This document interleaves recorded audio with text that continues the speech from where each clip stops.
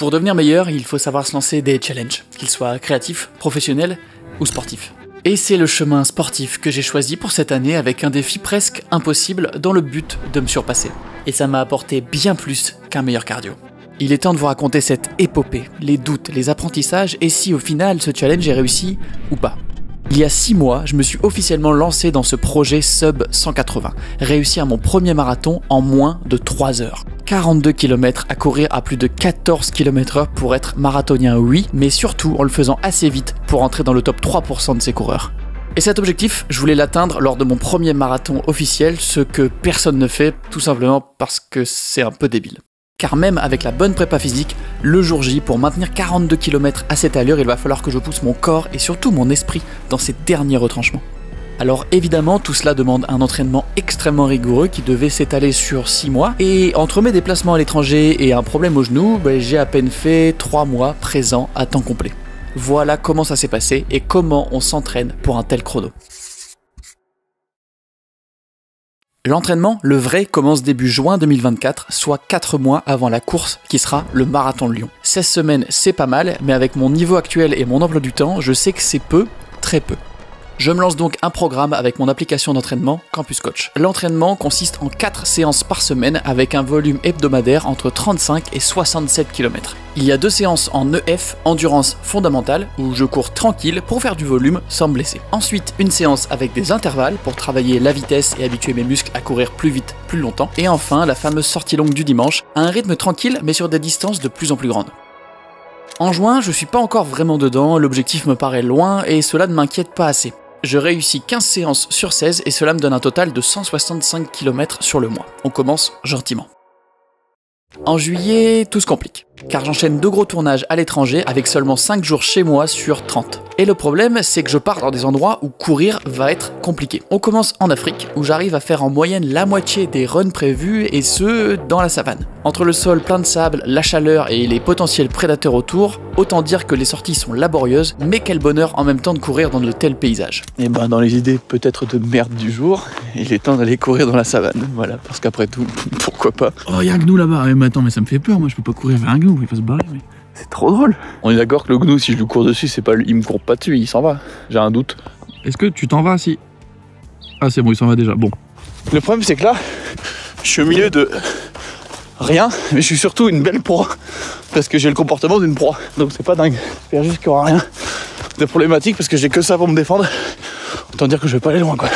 Personne ne vient courir dans ces endroits, littéralement personne. Et le faire me remplit d'une sensation de liberté assez singulière. Je reviens 3 petits jours en France et malgré la fatigue du voyage et le taf en retard, j'arrive quand même à faire une semaine complète d'entraînement avant de repartir 10 jours en Chine. Dès le jour de l'arrivée, je m'empresse de finir mon dernier run de la semaine sur les remparts de Xi'an, ce qui conclut ma première semaine à plus de 50 km. Courir en plein soleil sous une humidité de 75% est quelque chose que je ne souhaite à personne. Comme vous le voyez, mon corps est luisant. C'est terrible. Je fais des pauses pour me refroidir parce que là mon corps il est brûlant.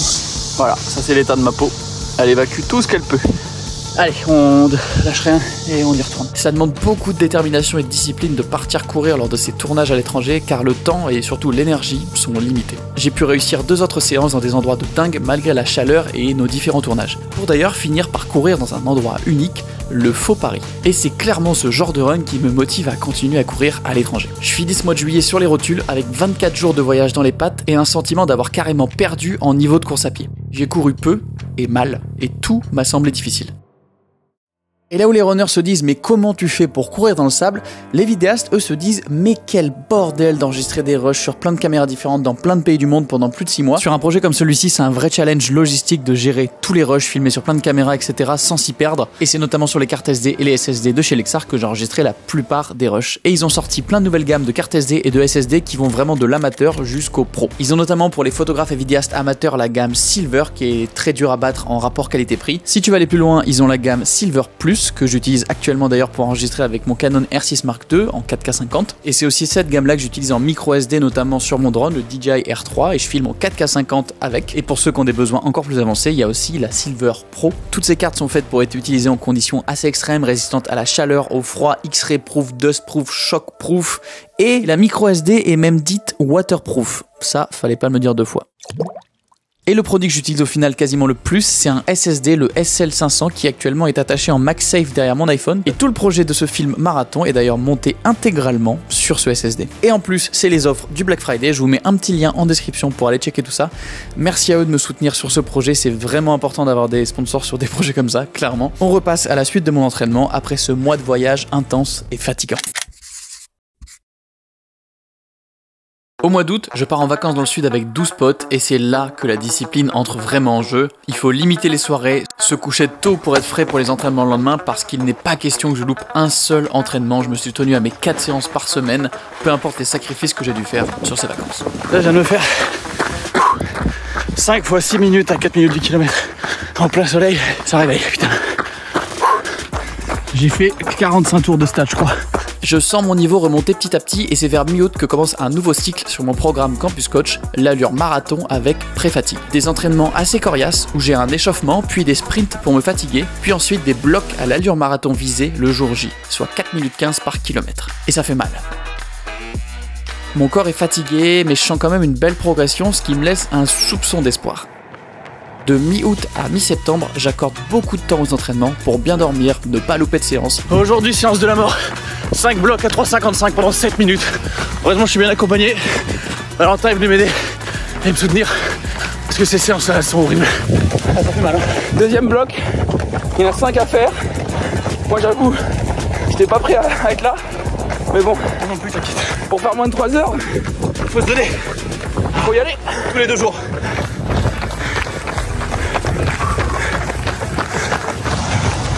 Allez, au bout, au bout. Putain, ah, piqué là. C'est dur. C'est la plus grosse semaine que j'ai d'entraînement en termes de volume. Il y a 65 km cette semaine. C'est hardcore. Mon niveau d'énergie de ma montre me dit que je suis à 8%. Et en fait, là, je peux aller dormir. Il est 13h.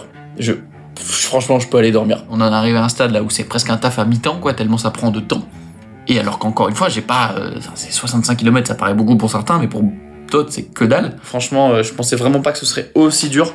En fait, c'est ça, c'est un sacrifice aussi quand même sur la vie sociale, parce que déjà même en vacances, le soir, j'étais claqué, ou les soirs où le lendemain, j'avais un entraînement un peu dur, j'allais me coucher plus tôt, etc. Petit update, pas facile.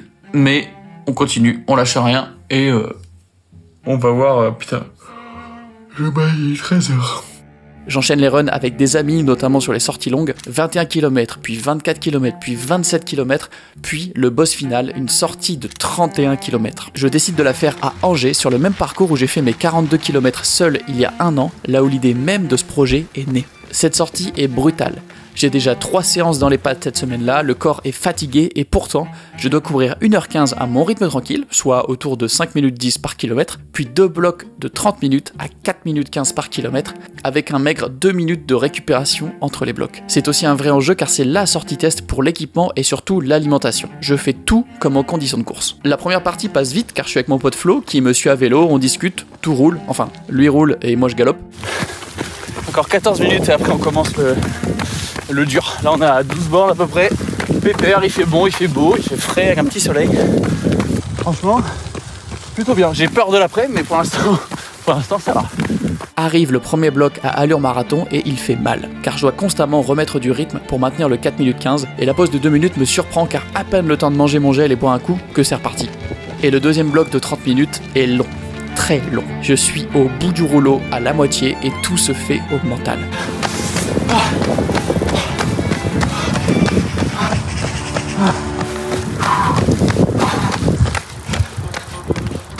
Bravo. Oh, putain, ça... Attends, j'ai pas fini, il faut que je continue de trotter. Bravo, incroyable. Ah putain. Bah t'es chaud hein. Oh la vache. Bon, c'est cool mais c'est pas rassurant parce que j'ai quand même j'en ai vraiment chié dans le deuxième bloc. C'était très dur. Pas tant le souffle, pas tant le cœur, mais juste musculairement, comme je pousse pour aller plus vite, ça tire dans le cul. Et là, vraiment, ça fait mal. Et je me vois mal faire ça pendant 3 heures sans avoir des crampes ou quoi. On verra. On va parler au coach et on va remettre les choses à plat et on va voir quelle est la stratégie. Mais ça, vous le découvrirez le jour J. Allez, à table. Et naïvement, je me rends compte à ce moment-là que musculairement, mon corps n'est pas prêt. Ça fait mal, mais c'est le jeu. Jusqu'au bout de l'entraînement, je ne saute pas une seule séance. Je me force à bien dormir, manger mieux, toujours faire le kilomètre de plus. J'arrête même l'alcool pendant 45 jours avant la course pour maximiser mes performances. Je me force à me visualiser franchir la ligne d'arrivée pendant beaucoup de mes séances, à me pousser dans mes derniers retranchements quand il le faut. Il faut que je me donne à 200% physiquement et mentalement, sinon je n'y arriverai pas le jour J. Avant même la course, j'ai déjà une belle victoire. Mon assiduité et ma discipline sur l'entraînement, avec 90% de séances réalisées, malgré mon emploi du temps chaotique, malgré les déplacements et la fatigue générée. J'ai parcouru 821 km depuis juin, avec des semaines jusqu'à 67 km. J'ai donné mon maximum et j'aurais difficilement pu mieux m'entraîner sur une si courte période. Et avant d'arriver à la course, il y a déjà une chose que j'ai acquise et comprise, la course à pied, c'est le sport ultime à pratiquer pour les voyageurs. Pas besoin de salle, juste une paire de pompes et tu peux y aller. Et ça te permet de visiter les lieux complètement différemment. Tu parcours plus de distance qu'en marchant, tu vas dans des endroits où tu n'aurais pas été normalement, souvent plus tôt le matin ou plus tard le soir. Tu découvres donc des fresques de vie de ces endroits insoupçonnés. Dans beaucoup de pays, courir n'est pas du tout culturel et cela peut aussi créer des interactions avec des locaux. J'ai déjà eu des high fives de gens en Mongolie, des encouragements de mamie en Albanie et de nombreux regards curieux. Depuis un an, j'ai couru dans les endroits les plus improbables possibles. Des plaines désertiques de l'Atacama à 4200 mètres d'altitude, dans le Sahara au milieu du désert et d'oasis. Pardon, mais là J'ai pas les mots. Avec la lumière d'histoire et tout, c'est...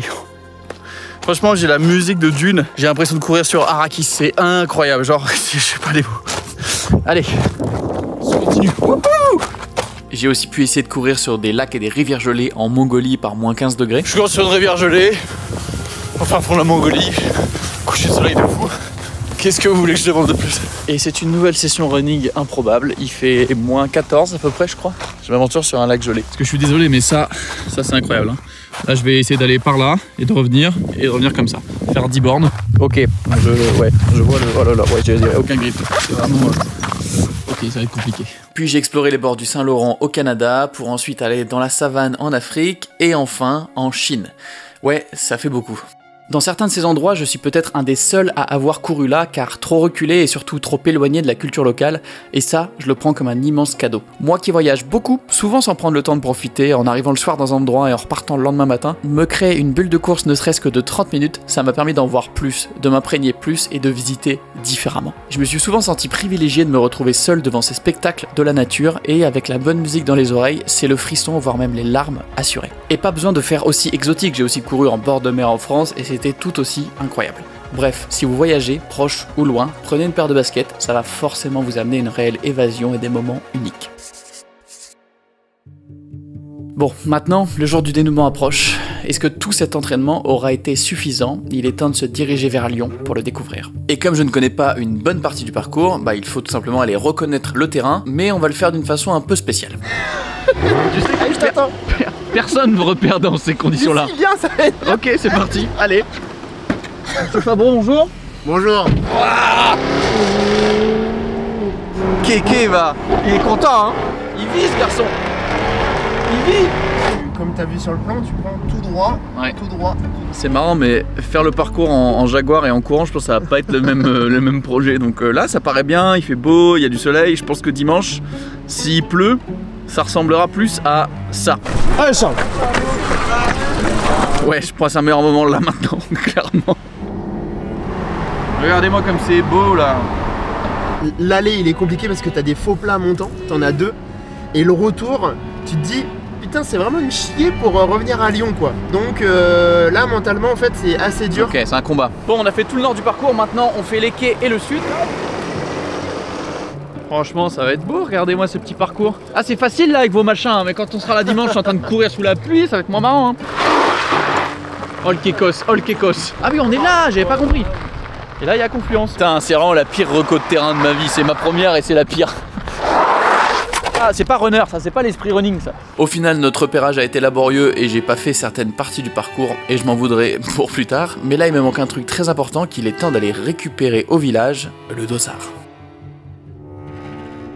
Tiens, qui c'est ça là? C'est marrant, mais je suis dans un stand et il y a le coach qui est sur le panneau. On est dans le stand Campus Coach, du coup, qui est l'appli que moi j'ai utilisé pour tout l'entraînement. Il y a des programmes gratuits et il y a l'accès premium. Vous avez un mois offert si vous voulez tester avec mon petit code Charles, n'hésitez pas. Ça y est, j'ai mon dossard, le 1050 chiffre pas particulièrement symbolique pour moi. Il y a la petite bande derrière qu'il faut surtout pas plier, c'est ça qui fait les bips de départ et d'arrivée, donc tous les timings, hâte d'y être. Nous voilà maintenant le soir avant la course, il est temps de préparer le matériel et toute l'alimentation, et vous allez voir, il y a pas mal de choses qu'on ne soupçonne pas. C'est pas genre juste je me pointe et je vais courir. Il y a l'alimentation avant, il y a l'alimentation pendant et aussi l'eau. Il faut maximiser toutes les chances possibles. Bon, on a le dossard avec les petites épingles, bon, un short, un débardeur, une ceinture de compression. C'est une ceinture élastique et dedans, bah, t'as plein de poches. Donc tu peux mettre tes gourdes, tu peux mettre toute ta bouffe. Franchement, tu peux transporter une maison là-dedans sans que ça ballotte. C'est tellement serré que ça bouge pas. Donc c'est trop bien. Des petites chaussettes bien rembourrées et des chaussures KD 900 LD de Keep Run, donc de Decathlon. Chaussures avec une plaque en carbone pour maximiser le retour de force quand tu cours. Regarde, la chaussure, tu sens qu'elle veut courir. Genre si je la pose, elle fait... hop, elle part toute seule. Et ensuite, bah, toute la partie alimentation, et ça c'est vraiment important. Pour faire simple, quand tu cours, ton corps consomme beaucoup de glucides, surtout sur un effort intense de 3 heures comme ce marathon. Tout commence les 2 jours avant la course. Je charge mon corps en glucides pour avoir les réserves au max. Et pendant la course, je vais suivre une alimentation hyper précise. Déjà, je vais utiliser l'eau fournie au ravito tous les 10 km. Ensuite, j'aurai avec moi environ 1 litre de boisson d'effort, c'est de l'eau avec de la poudre qui contient beaucoup de glucides, et je vais en prendre une gorgée tous les kilomètres. Je vais aussi prendre 4 gels, c'est des concentrés de glucides sous forme d'une confiture en gros que t'as dans ta poche, et ça te permet de repousser au maximum le moment où ton corps va lâcher. Je vais donc en prendre un environ toutes les 45 minutes, ce qui me fait tourner à environ 60 grammes de glucides par heure d'effort. Ouais, là-dessus, on déconne pas du tout. Franchement, je pensais être plus stressé. J'ai juste peur du départ de l'organisation demain, et j'ai peur que mon corps explose. Là en fait moi je fais un test, hein. Là je fais toute une série machin, poète, mais en fait c'est un test. J'ai jamais couru aussi longtemps, aussi vite. Et je peux exploser en cours de vol, mais à un point où ça se trouve je finis même pas. C'est une possibilité. Bah il y a tellement de choses qui peuvent mal se passer, même là il va pleuvoir peut-être, il va faire froid aussi, enfin... Bref, plus qu'à dormir, on se retrouve demain avec un peu la tête dans le cul, quelques cernes, mais l'envie d'y aller. Transition, jour du marathon, 3, 2, 1...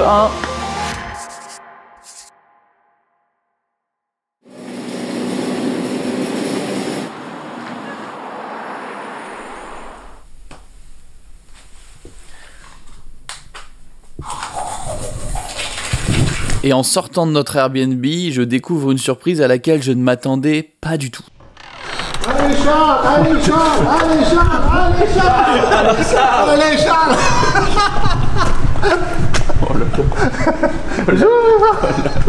Oh les photos, ça va. Il est 7h du matin et mon père est en train de m'attendre dehors sous la pluie avec mon visage géant cartonné, avec aussi mon pote FX venu en renfort pour me filmer. Ça va, oh là là, vous êtes là beaucoup trop tôt pour un deux. Et ce que je ne sais pas, c'est que ce n'est que le début des surprises. Beaucoup de gens que je connais qui sont venus, qui ont fait des déplacements très longs, qui se sont levés très très tôt, ça m'a mis une petite pression, tu vois. Parce que bon, si je me fais une cheville en prendre côté dans 3 km, c'est chiant. Donc on va essayer de faire bien les choses. Bon, bah après il y a le monde et tout, tu vois, là ça commence à... ça monte petit à petit. Franchement il n'y a plus qu'à partir. Allez, petits étirements, un petit peu d'échauffement et on y go. Et on va se peler le cul dans le sas en attendant le départ.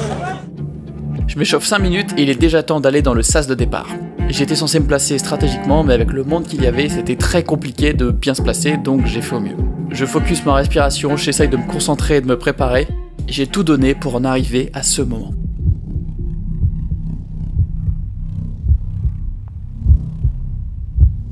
Ça y est, c'est parti pour 3 heures d'efforts intenses dans le froid, le vent et la pluie.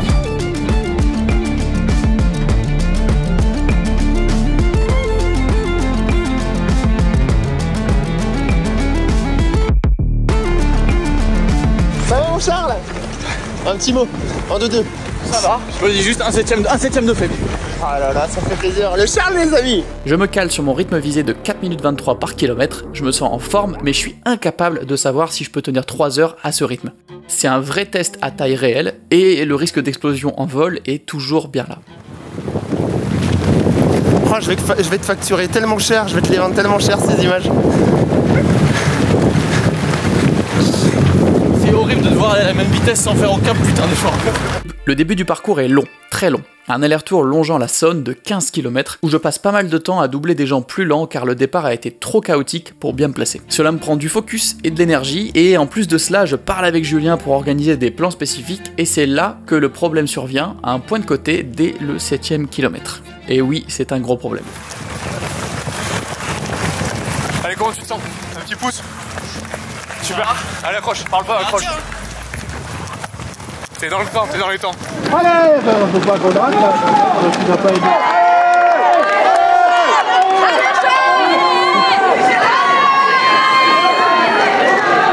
Je boucle mon 10 km en 44 minutes 17, soit 4 minutes 25 par kilomètre, donc un poil en retard sur mon rythme visé.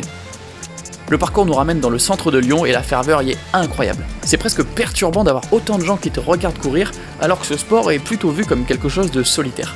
Je me sens bien, hormis mon point de côté qui persiste, mais il me reste 25 km à tenir et je me demande comment tout ça va évoluer. Et c'est à ce moment qu'on rentre dans le dur de la course. On commence les boucles infernales dans le parc de la Tête d'Or. Je cherche à ralentir un peu pour éliminer le point de côté, mais il ne part pas, et pire encore, je commence à avoir les fessiers qui me font mal.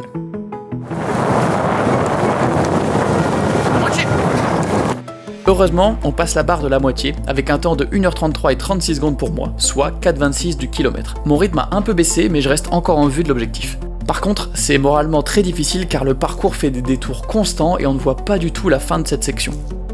J'arrive enfin sur les quais du Rhône avec de la bruine et un vent de face qui finissent de me plomber le moral. On est au kilomètre 25, j'ai déjà les fessiers en feu et toujours mon point de côté. Heureusement débarque Julien sur son Super 73 avec Paul monté à l'arrière pour me filmer et surtout m'encourager car il lise clairement la douleur sur mon visage. Un point de côté depuis le 5ème. Parle pas, parle avec tes mains. Super, excellent.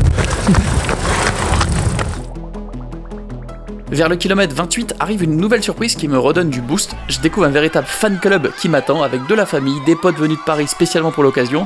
Mon cerveau est un petit peu crash en les voyant là, mais ça me motive encore plus à tout donner. Il y a beaucoup trop de monde que je connais. C'est génial, approche-toi. Ça booste ça.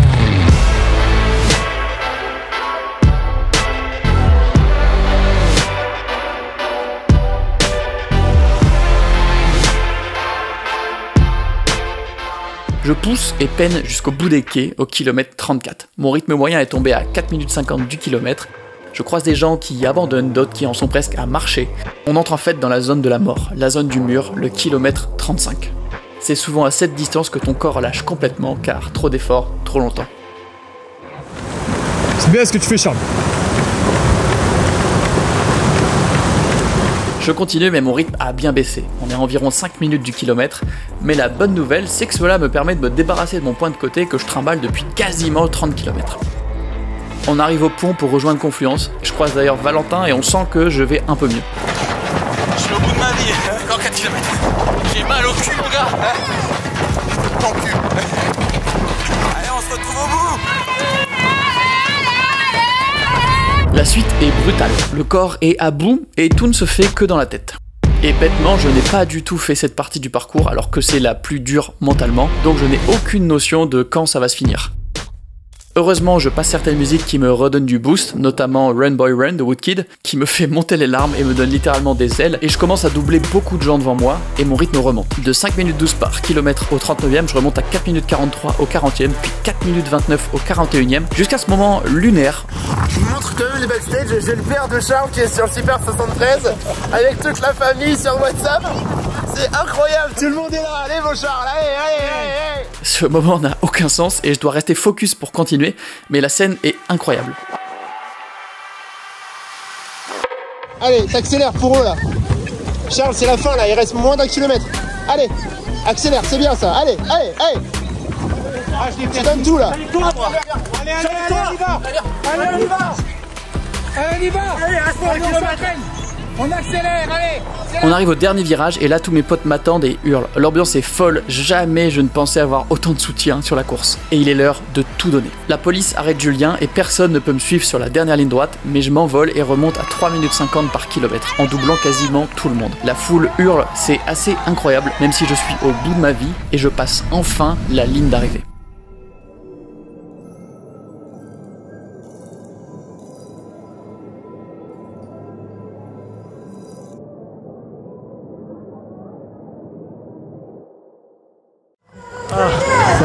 Ah, je suis un coup là.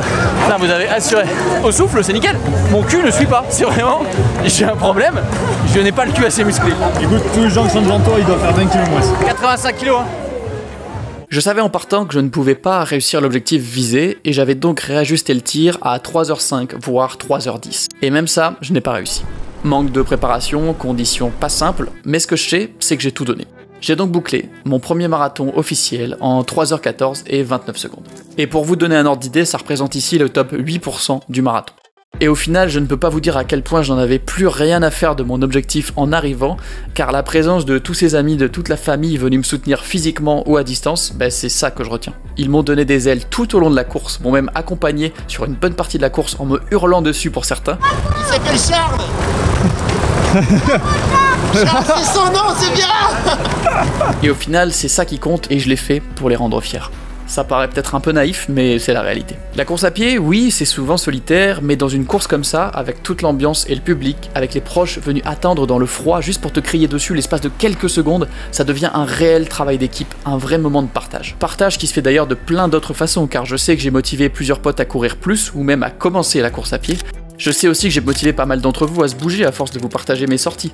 Tout ce que je veux, c'est que vous fassiez plus et à votre rythme. C'est en se pointant chaque jour, en se créant une réelle discipline que vous réussirez vos objectifs, et même si vous ne les réussissez pas entièrement, vous aurez appris plein de choses en chemin. Et si j'avais motivé ne serait-ce qu'une personne, alors ça valait le coup.